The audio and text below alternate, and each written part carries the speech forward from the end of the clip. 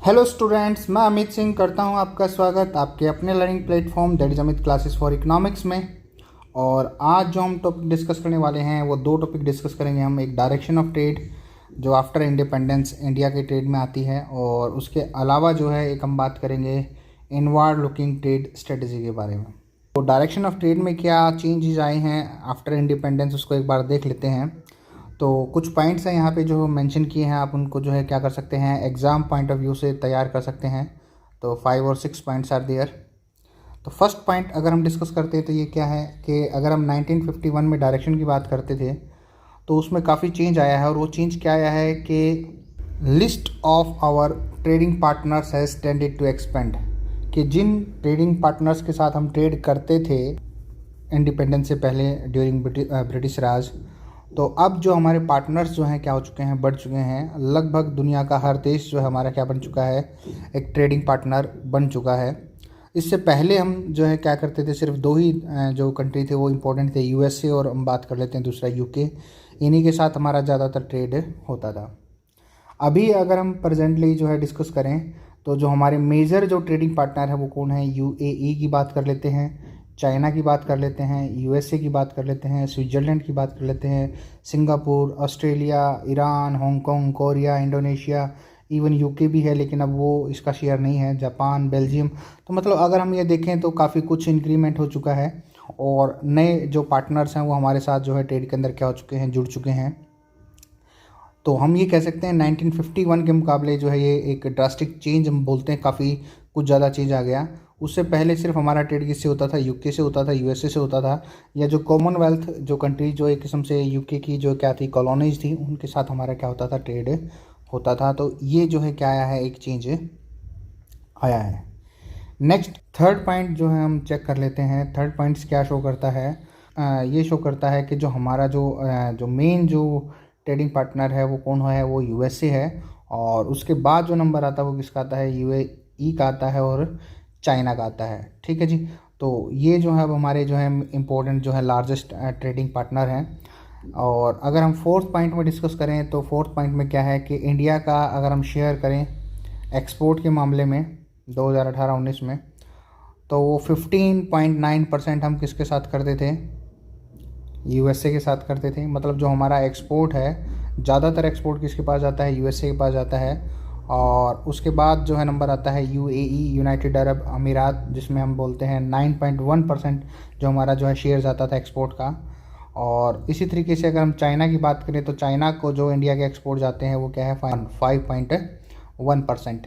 तो ये जो है हमारे जो है लार्जेस्ट ट्रेडिंग पार्टनर है। और ये तीनों मिलके जो है क्या करते हैं, लगभग हमारे 30% जो है एक्सपोर्ट्स को जो है रिप्रेजेंट करते हैं। नेक्स्ट जो हमारा पॉइंट है वो है फिफ्थ पॉइंट। फिफ्थ पॉइंट में हम क्या चेक करते हैं कि भाई इंडिया की इंपोर्ट की अगर बात करें तो चाइना जो है उसका नंबर 1 प्लेस है।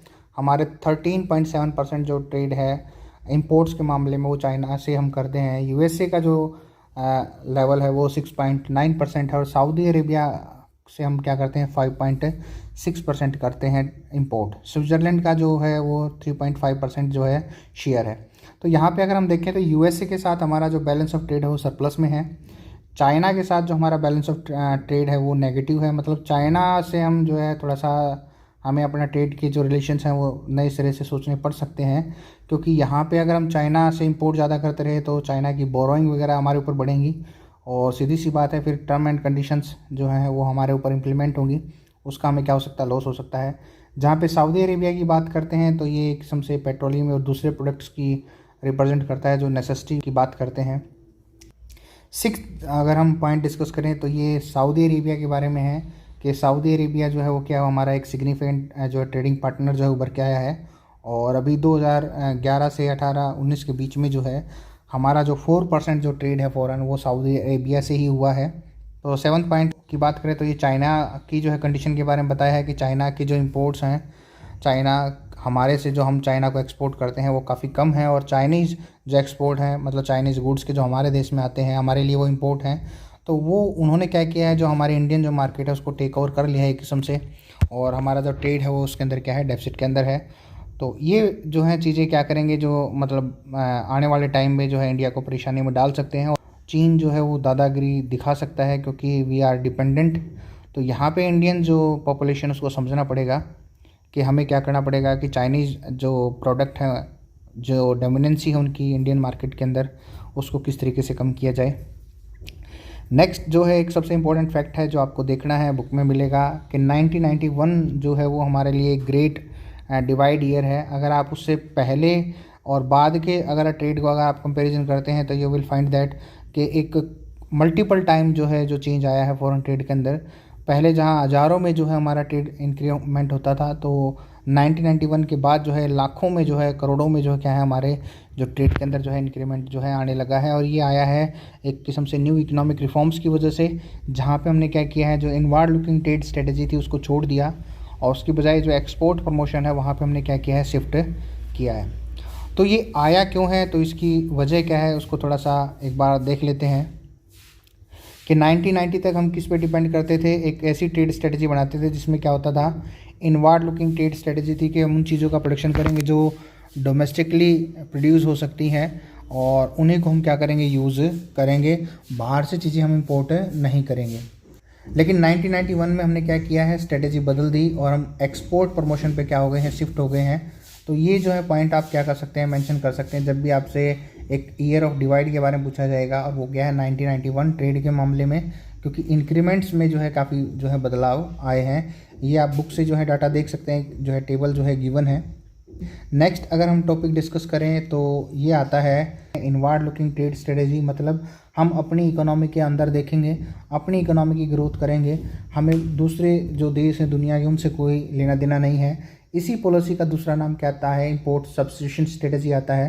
तो आपसे अगर क्वेश्चन पूछा जाए इंपोर्ट सब्स्टिट्यूशन स्ट्रेटजी बताएं या इनवार्ड लुकिंग ट्रेड स्ट्रेटजी बताएं, तो दोनों का मकसद यही है कि भाई हम क्या करेंगे, डोमेस्टिकली जो प्रोड्यूस गुड्स हैं उनको हम क्या करेंगे, डोमेस्टिक एरिया में यूज़ करेंगे। ठीक है जी। तो एक चीज़ थोड़ा सा ध्यान रखना, क्योंकि पॉइंट्स में हम आंसर देंगे, तो पॉइंट्स में अगर वो आपसे पूछता है इनवार्ड लुकिंग ट्रेड स्ट्रेटजी बताओ इसके बारे में, तो एक पॉइंट बन जाएगा कि it is also known as import substitution strategy. अगर आपसे वो इंपोर्ट सब्स्टिट्यूशन स्ट्रेटजी पूछता है क्वेश्चन में, तो आपका एक पॉइंट बन जाएगा it is also known as inward looking trade strategy. तो इस तरीके से आपको जो है ना स्मार्ट वर्क करके जो है चलना है, जिससे आपके मार्क्स जो हैं वो क्या हो, ज़्यादा से ज़्यादा सिक्योर हों। ठीक है जी। नेक्स्ट अगर आप बात करेंगे तो वो क्या करेंगे, डेफिनेशन की बात कर देंगे। और डेफिनेशन यही होगा कि मतलब इसका ये है कि डोमेस्टिकली जो प्रोडक्शन है गुड्स का, उनको हम बढ़ाएंगे, और इंपोर्ट जिन चीज़ों को करते थे उनको हम क्या करेंगे, डोमेस्टिकली ही प्रोड्यूस करेंगे। ये एक पॉइंट हो गया। दूसरा पॉइंट आप बनाना चाहे तो यहीं से बना सकते हो कि हमें जो इस पॉलिसी का जो हमने ऑब्जेक्टिव रखा था, वो ऑब्जेक्टिव ये था कि हम अपने जो फॉरेन एक्सचेंज है उसको हम क्या करेंगे, सेव करेंगे हमारे पास, और बाहर से जो एक किस्म से इंपोर्ट्स वगैरह आते हैं उसको हम क्या करेंगे, रिस्ट्रिक्ट करेंगे। तो ये कॉन्सेप्ट था। सेकंड पॉइंट को अगर आप इसमें डिस्कस करें जो बुक में अवेलेबल है, तो वो है foreign exchange was to be utilized for developmental imports. कि हम सेव क्यों करना चाहते थे, तो वो उसका मकसद ये था कि ऐसे इंपोर्ट हम करेंगे इस फॉरेन एक्सचेंज से जो हमारे डेवलपमेंट को बढ़ाए। मतलब हम हैवी इंडस्ट्रीज़ के लिए जो मटेरियल चाहिए, कैपिटल गुड्स चाहिए, टेक्नोलॉजी चाहिए, मेडिसिन चाहिए, उन चीज़ों को क्या करेंगे, इस फॉरेन एक्सचेंज से इंपोर्ट करेंगे। और बाकी जो गैर ज़रूरी चीज़ें हैं जो हमारे देश में प्रोड्यूस हम कर सकते हैं ईजिली, उनको हम क्या करेंगे, डोमेस्टिकली प्रोड्यूस करेंगे। अब जो क्वेश्चन आपसे पूछा जाएगा वो ये पूछा, ये तो हो गया इनवार्ड लुकिंग ट्रेड स्ट्रेटजी क्या है, वो पूछेंगे इसके इम्पैक्ट के बारे में कि भाई इनवार्ड लुकिंग ट्रेड स्ट्रेटजी का इम्पैक्ट क्या रहे। तो इसके इम्पैक्ट्स को हम दो कैटेगरी में डिवाइड कर सकते हैं, एक गुड इम्पैक्ट और दूसरा जो आता है वो आता है बैड इम्पैक्ट। एक एक पॉइंट को अभी जो है हम क्या करते हैं, स्टडी करके देख लेते हैं। तो सबसे पहला जो है, जो गुड इम्पैक्ट की बात करें तो एक आया है स्ट्रक्चरल ट्रांसफॉर्मेशन। स्ट्रक्चरल ट्रांसफॉर्मेशन की बात करते हैं तो हम बात करते हैं जीडीपी जो बढ़ रही है, ग्रोथ हमारी हो रही है, उसमें कंट्रीब्यूशन कितना है। तो अगर हम बात करते हैं 1951 के आसपास, तो इंडस्ट्रीज़ का जो जीडीपी में कंट्रीब्यूशन है वो कितना था, सिर्फ 12% था, जो कि 1991 तक बढ़ते बढ़ते कितना हो गया, 25% हो गया। मतलब हम जो 100 रुपये प्रोड्यूस करते थे इन जीडीपी, उसमें से 25 रुपये जो है किसका योगदान हो गया था, कंट्रीब्यूशन आ गया था, इंडस्ट्रीज़ का आ गया था। ये एक बड़ा चेंज था जो हम ये सोच रहे थे कि डेवलपिंग से डेवलप की कंडीशन में हम जो है बड़ा इजीली चले जाएंगे अगर हम इसको 35 तक पहुंचा देते हैं। तो इंडिया जो है वो राइट पाथ पे था इसी पॉलिसी की वजह से, क्योंकि हर सेक्टर जो है वो ठीक ढंग से ग्रोथ कर रहा था, और ख़ासतौर से इनवर्ड लुकिंग ट्रेड स्ट्रेटजी की वजह से इंडस्ट्रियल सेक्टर, क्योंकि हर चीज़ हम चाहते थे डोमेस्टिकली प्रोड्यूस करना। नेक्स्ट अगर हम बात करें तो वही पॉइंट आ गया डाइवर्सिफिकेशन। मतलब ये स्ट्रेटजी कहती थी कि जो भी चीज़ आप इंपोर्ट करते हो सब हिंदुस्तान में ही प्रोड्यूस करें। तो different kinds of goods and service हम यूज़ करते थे, उन सब चीज़ों को हिंदुस्तान में प्रोड्यूस किया गया, इंडिया में प्रोड्यूस किया गया। तो रिजल्ट ये आया कि हर तरह की इंडस्ट्री जो है वो क्या हुई है, इंडिया में जो है डेवलप हुई है। अब जो हमारी इंडस्ट्रीज़ हैं वो सिर्फ टेक्सटाइल और जूट की बात नहीं करती, हम जो है ऐसी भी इंडस्ट्री जो है लगा चुके हैं जो इंजीनियरिंग गुड्स की प्रोडक्शन करते हैं। ठीक है जी, हाई एंड टेक्नोलॉजी जो टेक्नोलॉजिकल गुड्स हैं, इलेक्ट्रॉनिक गुड्स हैं, उनको भी क्या करने लगे हैं, प्रोड्यूस करने लगे हैं डोमेस्टिक एरिया में। और इन चीज़ों में हम क्या है, एक किस्म से सेल्फ डिपेंडेंट हैं, हमें किसी दूसरे देश पर डिपेंड रहने की ज़रूरत नहीं है। तो ये एक जो है इम्पोर्टेंट जो फीचर है इसकी, जो इनवर्ड लुकिंग ट्रेड स्ट्रेटजी की वजह से आई थी कि भाई इंडिया जो है अपने पाँव पे खड़ा हो सकता है। एक जो है आप ये पॉइंट अलग से जो है सेपरेट बना सकते हैं, ग्रोथ ऑफ सनराइज इंडस्ट्री। जैसे इलेक्ट्रॉनिक्स जो इंडस्ट्री है उसको सनराइज इंडस्ट्री माना गया था 1950 के दौरान। और अगर हम इनवर्ड लुकिंग ट्रेड स्ट्रेटजी को यूज़ नहीं करते तो आज का जो दौर है वो इलेक्ट्रॉनिक्स का दौर है, तो ये शायद इंडस्ट्री इंडिया में डेवलप ही नहीं होती। तो आप ये मान के चलें कि इनवर्ड लुकिंग ट्रेड स्ट्रेटजी ने हमें वो इंडस्ट्री प्रोवाइड कर दी जो मॉडर्न एरा के अंदर जो है सबसे ज़्यादा एक किस्म से ज़रूरी है किसी भी देश की ग्रोथ एंड डेवलपमेंट के लिए। और इस मामले में हम सेल्फ डिपेंडेंट हैं, ये हमारे लिए जो है एक किस्म से गर्व की बात है, प्राइड की बात है।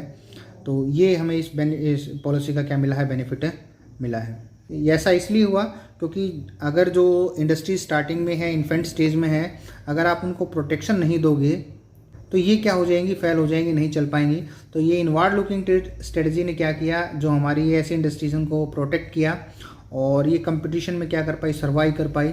और आज ये क्या कर सकती हैं, पूरे वर्ल्ड में जो है जो पहले से एस्टेब्लिश्ड एमएनसीज हैं उनको बड़ा इजीली क्या कर सकती हैं, कम्पीट कर सकती हैं। और इसके लिए गवर्नमेंट ने क्या किया था, बाहर से जो चीज़ें आती थी या ऐसी एमएनसी जो ऐसी चीज़ों को प्रोड्यूस करती थी उन पे काफ़ी हैवी टैक्सेस जो हैं, एक किस्म से इंपोर्ट ड्यूटी हमने इम्पोज किए थे, और ये लगभग 400% के आसपास हमने लगाया था। और इसका अल्टीमेट रिजल्ट ये आया है कि हमारी जो है सनराइज इंडस्ट्री या इलेक्ट्रॉनिक्स जो इंडस्ट्री है वो डेवलप्ड हम कह सकते हैं। नेक्स्ट है जो हमारा पॉइंट है वो है अपॉर्चुनिटी ऑफ इन्वेस्टमेंट। मतलब अगर आप डोमेस्टिकली चीज़ों को प्रोड्यूस करेंगे तो हमें क्या करना पड़ेगा, कुछ बहुत सारी इंडस्ट्रीज़ लगानी पड़ेंगी। और उसके लिए हमने किसको चूज़ किया था, स्मॉल स्केल इंडस्ट्रीज़ को, कि स्मॉल स्केल इंडस्ट्री लगाएंगे। और ये लेबर इंटेंसिव इंडस्ट्रीज़ हैं जहाँ पे लेबर ज़्यादा यूज़ होता है।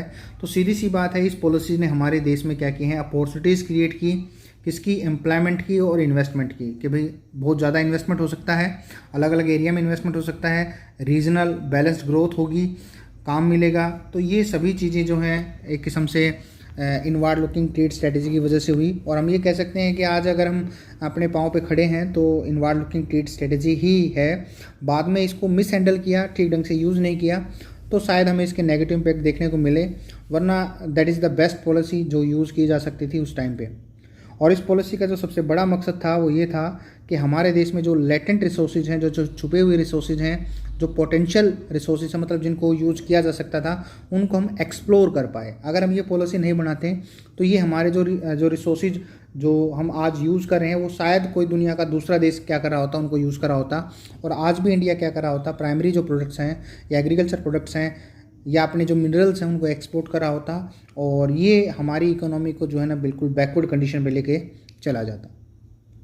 तो हम यहाँ पे कहेंगे कि काफ़ी कुछ अच्छे बेनिफिट रहे। तो डाइवर्सिफिकेशन आया है, इंडस्ट्रियल कंट्रीब्यूशन बढ़ा इसके अंदर, opportunity of employment and investment बढ़ी, जो लेटेंट जो रिसोर्सेज हैं उनके यूज़ की तरफ हमने ध्यान दिया, एफिशिएंट यूज़ की तरफ ध्यान दिया। तो these are the benefits, India अपने पाँव पे खड़ा हो पाया, सेल्फ सफिशिएंसी आ पाई।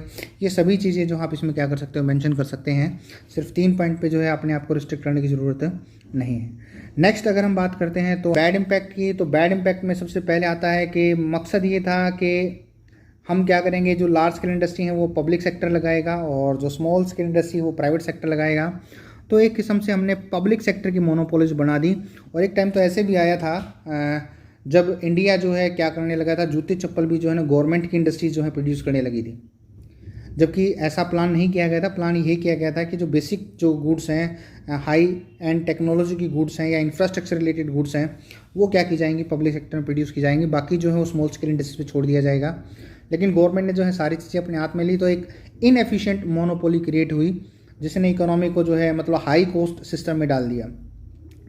कंपटीशन नहीं था, क्योंकि प्रोटेक्शन कर दिया स्मॉल स्केल इंडस्ट्रीज़ को, उनके लिए प्रोडक्ट रिजर्व कर दिए, लाइसेंस दे दिया। अब जिसके पास लाइसेंस है, जिसके पास प्रोडक्ट रिजर्व है, उसने कभी क्वालिटी इंप्रूवमेंट के ऊपर काम नहीं किया, तो कंपटीशन था ही नहीं, कस्टमर अवेलेबल थे, तो ये जो इंडस्ट्री है कभी अपने आप को फ्लरिश कर ही नहीं पाई, ऐसे लेवल पे नहीं जा पाए कि वो पूरी दुनिया की जो इंडस्ट्रीज़ हैं उनको जो है क्या कर पाएँ, कंपटीशन फेस कर पाएँ या कंपटीशन में हरा पाएँ। ये एक जो है पॉइंट आया था। और नेक्स्ट जो है वो आया है indiscriminate spread of public sector enterprises. तो ये अभी थोड़ी देर पहले ही बताया कि एक किस्म से पब्लिक मोनोपोली क्रिएट हो गई। और पब्लिक मोनोपोली में क्या है, जूते चप्पल भी जो है ये पब्लिक सेक्टर वाले बनाने लगे, ब्रेड बनाने लगे, जबकि ये सारी चीज़ें किसके लिए थी, प्राइवेट सेक्टर के लिए थी। तो आप इस पैराग्राफ को पढ़ेंगे तो ये चीज़ें आपको जो है मिल जाएंगी इसमें एग्जाम्पल में।